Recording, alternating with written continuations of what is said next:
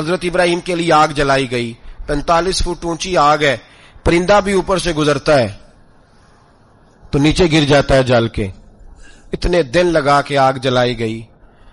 اب حضرت ابراہیم کو جلایا جانے لگا ہے. منجنیق بنائی گئی کہ دور سے حضرت ابراہیم کو پھینکیں گے. ہاتھ حضرت ابراہیم کے باندھ دیے, پاؤں مبارک باندھ دیے. پوری زمین پہ ایک نام لینے والا خدا کا, اور اس کو آج رسیوں میں جکڑا ہوا ہے. جب پھینکا جانے لگا نا آگ میں, حوریں رونے لگی, فرشتے تڑپنے لگے, اے اللہ یہ کیا ہونے لگا ہے, ایک تیرا خلیل اور وہ بھی آگ میں. فرمایا جاؤ جا کے اس سے کہو اگر تمہاری مدد لیتا ہے تو اسے بچاؤ. ہوا کا فرشتہ آیا, کہا ابراہیم اگر تو کہے. او بھائی ان چیزوں کو کہانی سمجھ کے نہ سنا کریں, یہ داستان نہیں, یہ وہ طریقے ہیں جو ہمارے رسول نے ہمیں اپنانے کا حکم ارشاد فرمایا ہے. جو عقیدے, یہ وہ نظریات ہے جو ہمیں اوڑھنے کو کہا گیا. اپنے رب کریم کی رضا پہ راضی رہنے کے یہ وہ خوبصورت مواقع ہیں صوفیاء نے جن کو بنا کر سمجھا کر ہم تک پہنچایا ہے. یہ ہے اہل طریقت کی باتیں. وہ کہتے ہیں یار جس حال میں رکھے راضی رہنا ہے. حضرت ابراہیم علیہ السلام کو پھینکا جا رہا ہے, فرشتہ آیا, اے اللہ کے خلیل اگر حکم دو تو اتنی ہوا چلاؤں کہ نمرودی جل جائے سارے, آگ ان پہ پھینک دی جائے. آپ نے فرمایا تو جا, تجھ سے مجھے کوئی کام نہیں.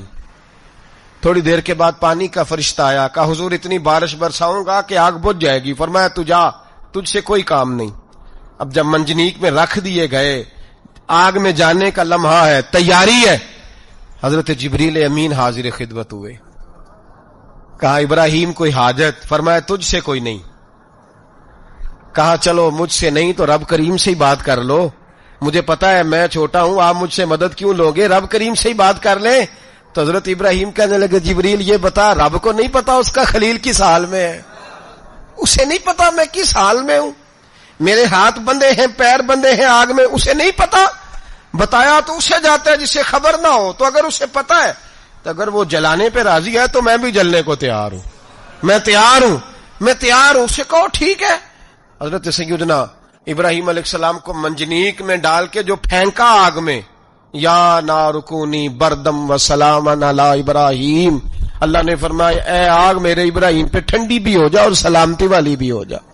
حضرت ابراہیم کو 2 فرشتوں نے بٹھا دیا زمین پہ. پھول کھلے ہیں, کونپلیں مہک رہی ہیں, کلیاں خوشبو دے رہی ہیں. حضرت ابراہیم نے سر سجدے میں رکھ دیا, سبحان اللہ والحمد للہ ولا الہ الا اللہ واللہ اکبر. حضرت ابراہیم اللہ کی تسبیح پڑھنے لگے, رب کریم کا شکر بجا لانے لگے.